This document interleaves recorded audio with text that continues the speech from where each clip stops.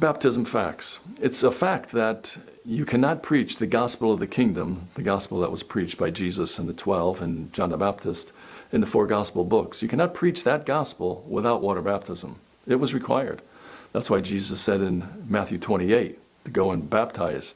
That's why he said in Mark 16, he that believeth and is baptized is saved.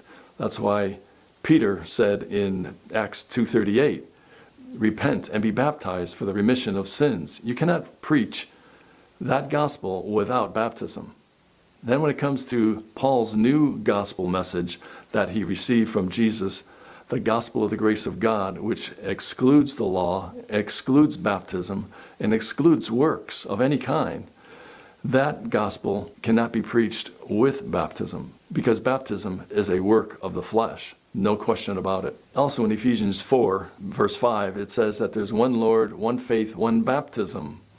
And in 1 Corinthians 12:13, it says that we are all baptized by one Spirit into one body. And so that one baptism, that one identification, that's the definition of baptism, that happens is by the Spirit. It's not by a man.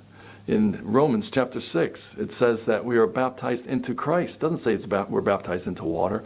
People want to put water everywhere baptism is mentioned, and that's just wrong. Let's get our baptism facts correct. I know it's a difficult subject for some because they've been brought up, and history for probably 2,000 years has miscommunicated the reason for baptism, the mode of baptism, the people of the baptism, which were the Jews, and have put it on the church and have just stuck with it and make it one of those, what do they call, golden handshakes. It keeps you in the church when you got to be baptized. So I just wanted to share some of these Bible facts. These are not interpretations. It's no question that salvation required water baptism in the 4 gospel books and in the early part of Acts. There's no question of that. If you read and words mean anything, you can't get around it.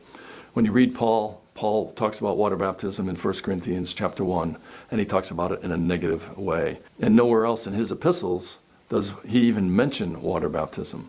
The other few times that baptism is mentioned, he's not talking about the baptism of water, but by the Spirit and identification. And that's how you have to define the word to understand the meaning of the context that's being said.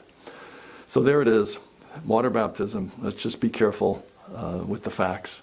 The kingdom gospel required it. The gospel, the grace of God that we live under and are saved by, cannot have water baptism as part of the gospel.